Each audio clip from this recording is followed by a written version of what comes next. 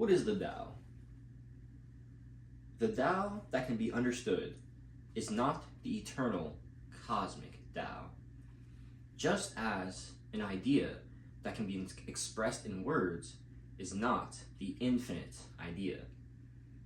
And yet, this ineffable Tao is the source of all spirit and matter, expressing itself. It is the mother of all created things. Not to desire material things is to know the freedom of spirituality. It is to desire them to suffer the limitations of matter. Yet these two things, matter and spirit, so different in nature, have the same origin. This unity is the mystery of mysteries and the gateway to spirituality.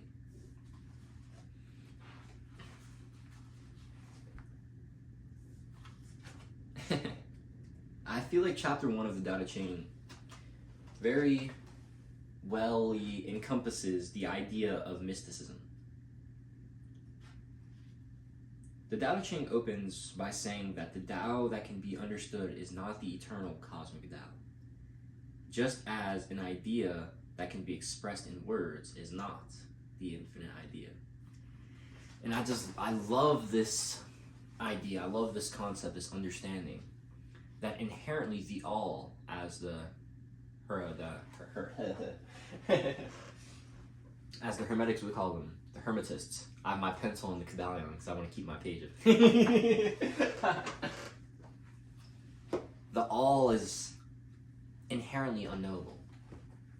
I have my Kindle here. I want to read you guys a little excerpt from a book called The New Big Book of Christian Mysticism that I feel like really underlines this principle as well. No human being can fully comprehend God. Therefore, anything we say about God must be incomplete, limited and limiting, and perhaps even betrays God. I want to say that one again. I'm going to repeat that one. No human being can fully comprehend God. Therefore, anything we say about God must be incomplete, limited and limiting, and perhaps even betrays God.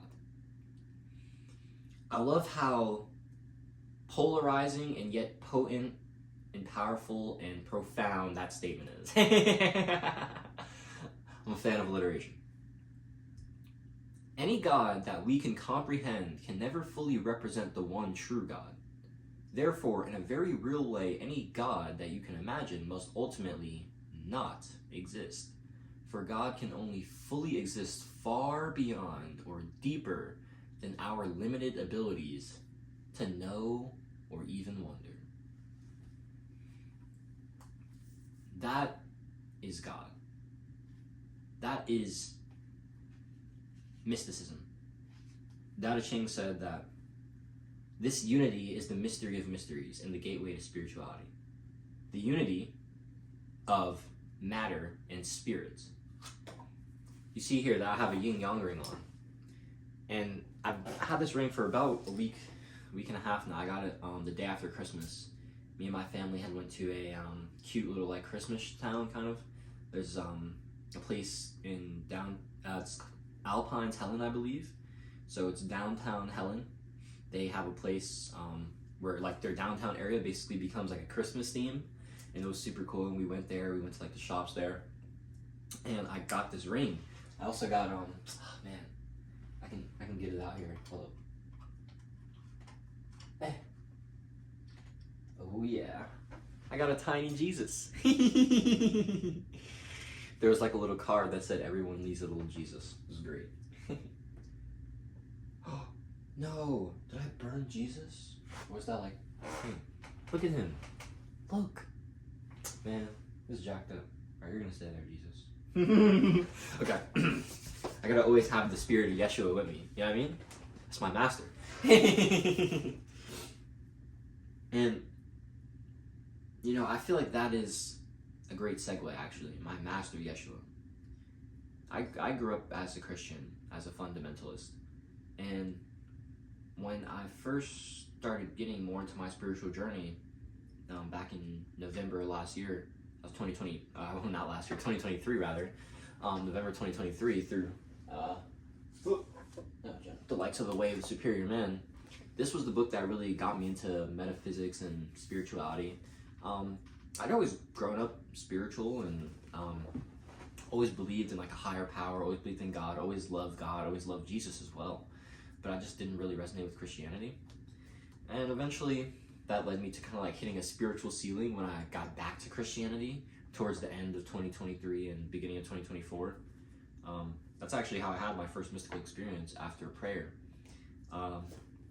But basically, I love Jesus through this more mystical and metaphysical understanding, through this understanding that Jesus was not the exclusive Son of God, but was the realized Son of God. Because Jesus said that the kingdom of heaven was within us. It's that simple. He said the kingdom was within you. He said that we can all possess eternal life if we follow this one commandment, which is to just love God and to love our neighbor as ourselves. That's it. If we just do that one thing, if we follow the law of love, the gospel of love, or the law of one, the law of oneness, we can have eternal life. We can live a beautiful and prosperous life. And this metaphysical and mystical path that I've been on since April of 2024 has brought in so much light, so much love, so much joy, so much fulfillment, so much creativity, so much abundance to my life. And so it's really just my intention with this channel to really just share that, you know what I mean? Like, I see it as my purpose to teach spirituality, honestly. Back, almost a year ago, I had thoughts of, definitely a year ago, but around first quarter, around more like March, I started getting in this like back and forth kind of like weird air. Like I felt weird because I felt like I wanted to spread the gospel of Jesus and the gospel of love and teach about spirituality and metaphysics.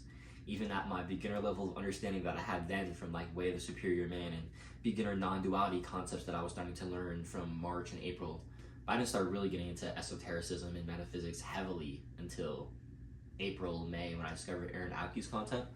And that was when everything really changed for me. Read the Kabbalion, listened to the Kabbalion, listened in June, or in July rather. Read the Gospel of Thomas in July as well, or in August. I read the Gospel of Thomas in August.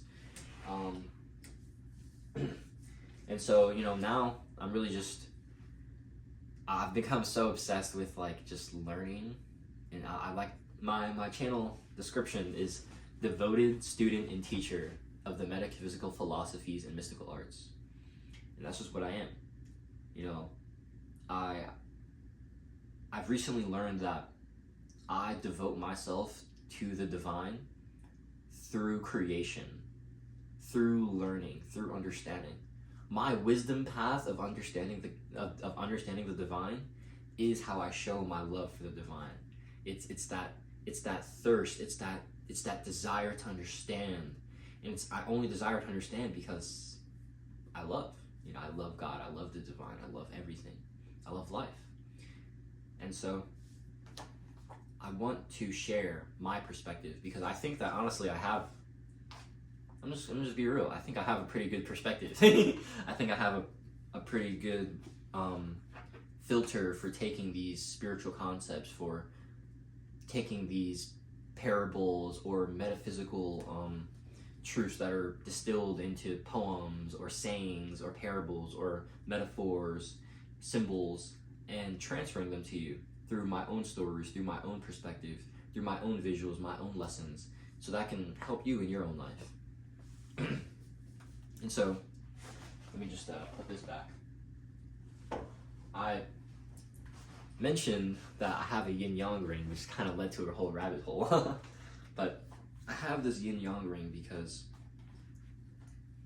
it's a great reminder I saw it and I was like, oh man, this is awesome. The yin yang is such a beautiful reminder for me of these metaphysical principles that I want to embody, that I want to live in. The Tao Te Ching, right? The first one, it said, these two things, matter and spirit, so different in nature, have the same origin. This unity is the mystery of mysteries and the gateway to spirituality. And I believe that when Lao Tzu wrote that, I believe that he meant that, well, I know when he said that matter and spirit have the same origin, that's because they do, right? The yin yang is representative of so many metaphysical and universal truths, but one of them is the law of polarity, right? As the Kadalion teaches, that all opposites are identical in nature but different in degree. They're of the same essence but a different manifestation. Just as ice and steam are both water, right? It's just H2O. It's merely H2O at a different vibratory rate. They're vibrating at a different rate, their frequency is different, and thus their manifestation is different. But the essence is still the same. All poles are like this. Spirit and matter are no different. Spirit, or mind, as the Hermetists would conceptualize it as, the first law of Hermeticism says that the all is mind and the universe is mental. This is the law of mentalism. Mind and matter are of the same essence, consciousness, spirit of the creator. They're just different manifestations. We can't see mind, right? You can't like touch mind or grasp it, but we can see the world, right? I can hold my tiny Jesus right here. I can hold my Kindle. I got the Tao Te Ching right here, right? I can feel my booty in this chair. You know what I mean? I can feel these things. Why? Because they're vibrating at a different rate. Their expression, their vibration is slower than that of consciousness. The law of one teaches this as density. And it says that the higher your density of consciousness, the more light something has. The lower your density of consciousness, the less light, or the more mass something has. And so if something's greater in mass, it is more likely if something is denser in mass, is more likely less dense in light. There we go. Right? And so the more tied you are to the physical, the less tapped in you can be to the spiritual. And this is why the Tao Te Ching, right, that Taoism in general, speaks of the way, right? The Tao Te Ching subtitle is called The Book of the Way. What way? The way of the middle path. The way of the middle path says that we should not embrace one of these sides, but we should walk the line in the middle. We should walk the way of the middle. We should not have both sides in the spirit, both sides in the physical, the spiritual, the physical. No, we should have one side in both. And this is something that resonates so deeply with my being, because on my personal development journey, I've been in both. When I started my self-improvement journey, I started in a more materialistic self-improvement space, right? More focused on science and materialism, self-improvement, fitness, stuff like that. And then eventually I discovered spirituality, metaphysics, esotericism. But that led me too far to the ideological and metaphysical side without staying practical and grounded in my physical experience. I was denying my physical experience, and that's a no-no. That's still separation. That's not good. You cannot walk on either path. Either one means that if you're choosing either one, that means you're denying the other. And any denial is separation. Any separation leads to suffering. You need harmony, unity.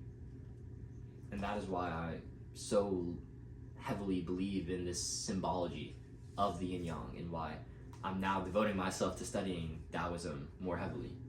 So that was the first video of Metaphysics and Mysticism with JDC Dubs, talking about how God is above name. I mean, what did that have to do with walking the middle path? Honestly, I'm not sure. But it's like, you can't that's really the essence of mysticism, if I'm going to be honest. The essence of mysticism is about evolution, it's about growth, it's about discovering the divine, it's about experiencing the divine as much as you can. And the thing is, that never ends, right? The growth is always like the problem solution cycle, right? We solve a problem, we get a solution, right? We think we're all good, and then another problem just arises, right? Life is constant problem solving, problem solution, problem solution, problem solution. That's the fifth hermetic principle of rhythm. Everything's cyclical. That's just the nature of life. That's the nature of reality. And the beauty of mysticism is to see that and to say, okay, how much of this can I experience? How much can I be in surrender? How much can I go with the flow of life and still love it? How can I be in, the yogis had I forgot the Sanskrit saying of it, but it's living in a state of effort, surrendered effort. That's what it is, surrendered effort. It's where you're living in surrender to the will of the divine, but it's not like you're just, a slob doing nothing. You're actually doing work. You're supposed to do work. You're supposed to create change. You're supposed to be active, to evolve, to contribute. You're not supposed to just, be here doing nothing. That's why when you are just doing nothing, you're not working, creating, expressing yourself. You're not changing, you're not growing. You're going against your nature. Growth, change, creation, that is your nature. When you're not doing those things, you suffer. Trust me. You need to trust me because you can trust yourself and your feelings on that one. I don't know how long this video's been, but I'm going to stop ranting. Mysticism, metaphysics, it's beautiful. And if you think it's the same, I'd love to hear you, I'd love for you to join me on my journey. Yeah, I don't know.